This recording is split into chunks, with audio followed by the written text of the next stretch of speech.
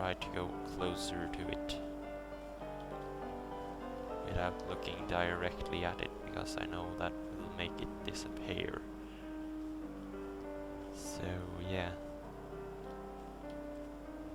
I think it would disappear after a while anyway.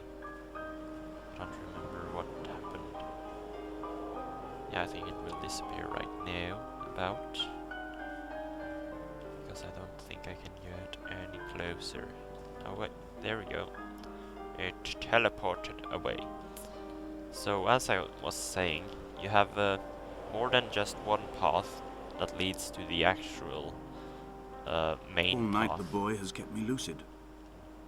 I sat when I was at the very edge of despair, when I thought I would never unlock the secret of the island. I sat at the edge, and I watched the idiot boy blink through the night. He's mute, and he is retarded, and he has no thought in his metal head but to blink each wave and each minute aside until the morning comes and renders him blind as well as deaf mute. Oh, I think that's in many ways, we have much in common. Derp. Okay, so yeah, as I was saying, you have more than one path that you can go, but it all leads to the same end. But in these different kind of paths, the story will actually be well, the story reader or storyteller, or what should I call him, will actually read different lines. So if you play through the game more than once, you can actually get more from it than just the same as the first time. So that's quite good, but I don't know if it's still worth to play 2 times because of that, because it can get quite boring when you walk through the same environment, even if you I had can kidney explore stones, and you visited stuff. me in the hospital after the operation, when I was still half submerged in anesthetic. Your outline and your speech both blurred. Now my stones have grown into an island and made their escape, and you have been rendered opaque by the car of a drunk.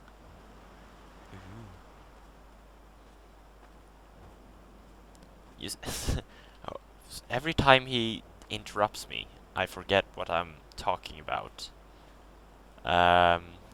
So yeah, sorry for being kind of weird when I'm playing this, but When I first looked into the shaft, I swear I felt the stones in my stomach shift in recognition. I kind of want to jump down there, but I don't think it's a good idea. So I'll not do that. Well, actually, yes, I will. Is that a ghost? I'm not sure. Yeah. And then it says, "Wake up, Esther. Come back." Oh yeah. Yeah. Derp. Something like that. Well, it's kind of cool though. You kind of begin to understand that this is more of a dream than reality, and it's madness and everything like that. It's weird, and it's cool. Yes, it is. I've begun my ascent on the green slope of the western side. I've looked deep into the mountain from the shaft and understood that I must go up and then find the way under. I will stash the last vestiges of my civilization in the stone walls and work deeper from there. I'm drawn by the aerial and the cliff edge. There is some form of rebirth waiting for me there.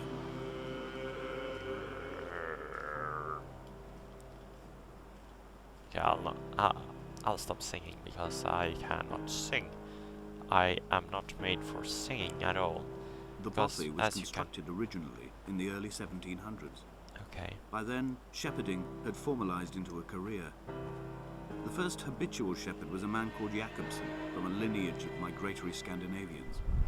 He was not considered a man of breeding. I'm a bit tired right now, actually. He came here every summer whilst building the bothy, hoping eventually that becoming a man of property would secure him a wife and a lineage. Donnelly records that it did not work.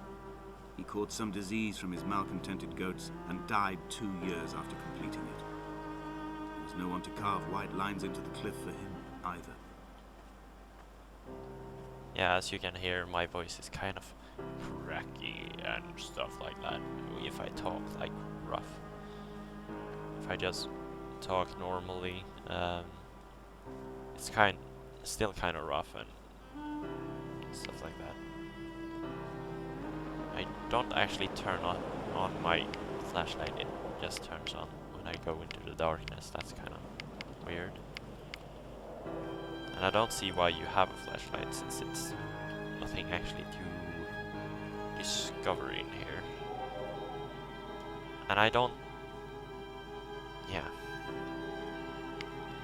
I don't know what I was going to say. So as you hear here, the music is very good for this game.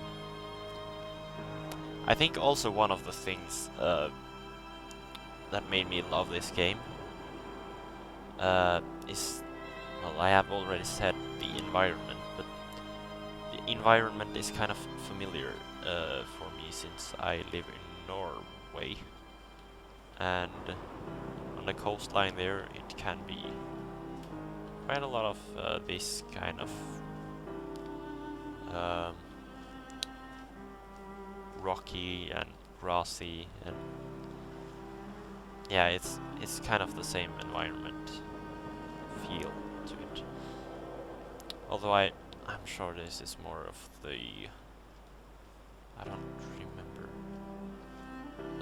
if it's Scotland or yeah, I think it's Scotland.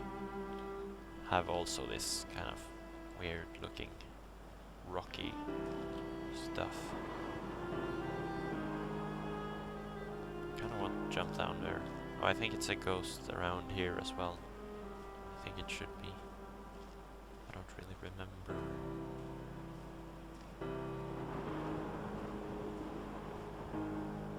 I thought it was supposed to be somewhere around here, but whatever. Okay. I think this this one would be... I think I'm gonna stop recording after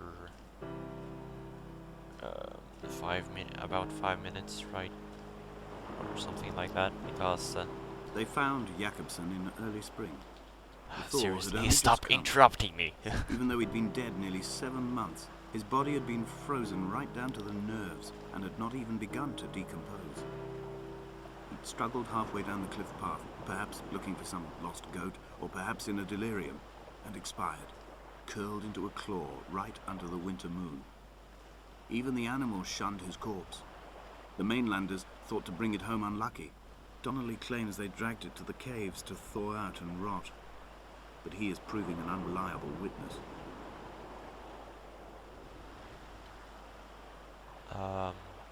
I can't make these series this part of every video of the series. I can't play through all of those games. It would be ridiculous.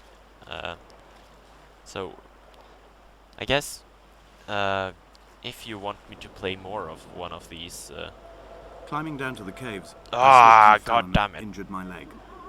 I think the femur is broken. It is clearly infected.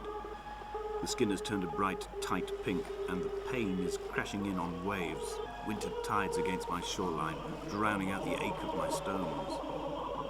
I struggled back to the bothy to rest, but it has become clear that there is only one way this is likely to end. The medical supplies I looted from the trawler have suddenly found their purpose. They will keep me lucid for my final ascent. Okay, I'm gonna stop and stand here for a while, just to talk a bit. Yeah, if you want me to play through these games, like, if somebody want me to play through their Esther, then just comment on this video and say, we want more Dear Esther, or on the next video. So I'm not gonna play through Skyrim, that would be ugh, so much gameplay. Too much gameplay, nearly. But yeah, I think you understand what I mean. If you want more of the game, of the gameplay, then just comment on the video, and if I get, if more than just one person are interested in more, more content, more gameplay, I will probably record some more and just commentary. Go commentary. Comment. Derp. Blurp. My mouth is full of crap. I cannot speak properly. So yeah, I think you got what I tried to say there. Anyways.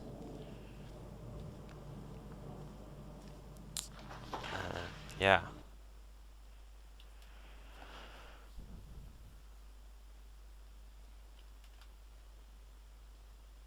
So this uh, this gameplay of the Esther will probably be about half an hour. Or a bit more, actually, because I want to play through the caves, because the caves is the most awesome part of the game, I think. Donnelly did not pass through the caves. From here on in, his guidance, unreliable as it is, has gone from me. I understand now that it is between the two of us and whatever correspondence could be drawn from the wet rocks. My throat is going dry, so I think I need to stop recording soonish. Anyway, just look at this. It's amazing. I mean, the first time I saw this, I couldn't believe my eyes. I didn't think. I wouldn't think that it was Source. It just blows my mind. It's amazing with all these stalactites and stalagmites, or what they're called, I don't remember. It just is amazing. Water, rocks, some sand. It's actually better. These caves are better made than the caves from Half-Life 2, the Antlion caves from the episode 2 thing. But